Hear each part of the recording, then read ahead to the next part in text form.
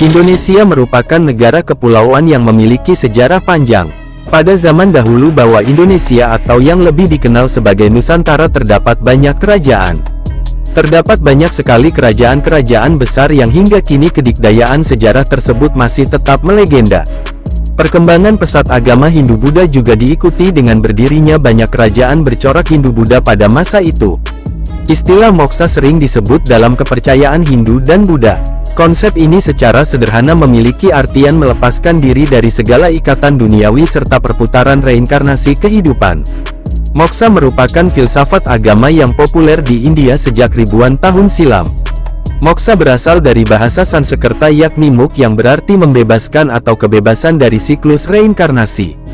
Tokoh-tokoh legendaris Nusantara dipercaya telah menjalani moksa oleh sebagian masyarakat. Di antara tokoh legendaris yang dipercaya menjalani moksa salah satunya adalah sosok yang pernah menjadi raja di kerajaan bercorak Hindu terakhir.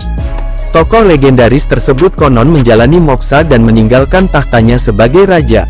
Berikut ini tokoh-tokoh yang dipercaya menjalani moksa sehingga jasadnya pun menghilang tanpa jejak.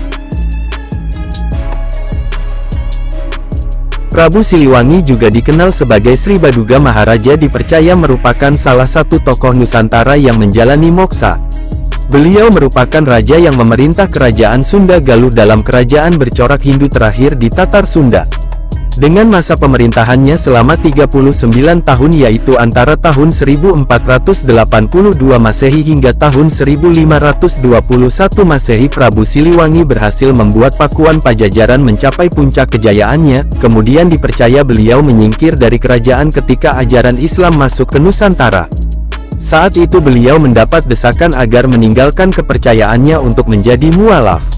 Meski ada pula yang meyakini bahwa Prabu Siliwangi meninggal pada tahun 1521 Masehi dan dimakamkan di Rancamaya yang merupakan salah satu kelurahan di Kecamatan Bogor Selatan. Menurut tradisi lisan yang beredar sebelum melakukan moksa, konon Prabu Siliwangi memberi wejangan kepada para pengikutnya untuk memilih agama menurut keyakinan mereka.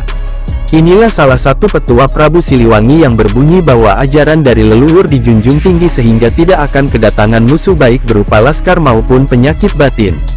Senang sejahtera di utara, barat dan timur. Yang tidak merasa sejahtera hanyalah rumah tangga orang banyak yang serakah akan ajaran agama. Tokoh selanjutnya yang dipercaya menjalani moksa adalah Prabu Jayabaya yang menjadi raja salah satu kerajaan di Nusantara. Prabu Jayabaya atau Raja Sri Aji Jayabaya merupakan pemimpin kerajaan Kediri yang berkuasa di tahun 1135 Masehi sampai tahun 1159 Masehi.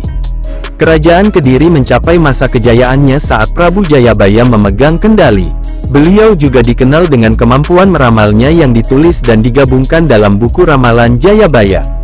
Salah satu ramalan Jayabaya yang terbukti benar dan masih bisa dilihat hingga sekarang adalah kehadiran kereta api.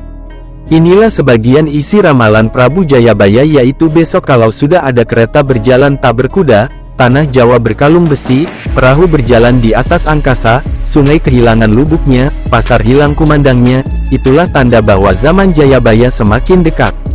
Bumi makin ciut, sejengkal tanah diberi pajak, kuda makan sambal, perempuan berpakaian laki-laki, itulah pertanda bahwa orang sampai di zaman yang terbolak-balik.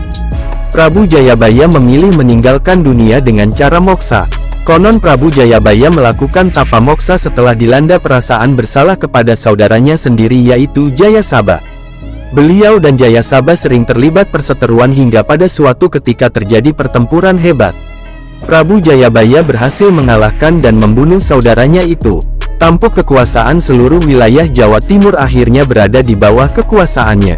Prabu Jayabaya memperoleh kejayaan, namun di balik itu pula beliau dihantui perasaan bersalah dan berdosa karena telah membunuh saudaranya sendiri. Menurut cerita yang beredar, Prabu Jayabaya menghilang tanpa jejak setelah melakukan tapa moksa. Lokasi moksanya yang berada di Pagu Kabupaten Kediri kini dikenal sebagai Petilasan Sri Aji Jayabaya. Hingga kini kisah akhir hayat Prabu Brawijaya V masih menjadi perdebatan. Salah satu versi terkenal menyebut bahwa Prabu Brawijaya V menjalankan moksa di Gunung Lawu. Prabu Brawijaya V sendiri adalah salah satu raja dari kerajaan Majapahit yang paling terkenal. Nama lain sang raja adalah Raden Alit atau Bre Kertabumi. Selain moksa di Gunung Lawu, ada versi lain menyebutkan bahwa Prabu Brawijaya V wafat usai berdialog dengan Sunan Kalijaga di daerah Blambangan. Jasadnya kemudian dimakamkan di pemakaman Trowulan bersama dengan istrinya yakni Putri Campa. Ada juga yang menyatakan bahwa sang raja wafat di pantai Mobaran Gunung Kidul. Beliau membakar dirinya sendiri lantaran sudah terdesak oleh pasukan Demak pimpinan putranya yaitu Raden Patah.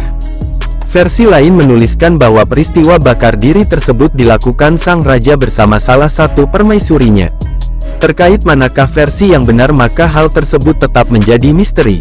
Namun inilah ringkasan kisah versi pertama, yakni peristiwa moksa Prabu Brawijaya V di puncak Gunung Lawu. Akibat mengalami kekalahan melawan Raden Patah dan pasukan Demak, Raja Brawijaya V kemudian mengasingkan diri ke Gunung Lawu.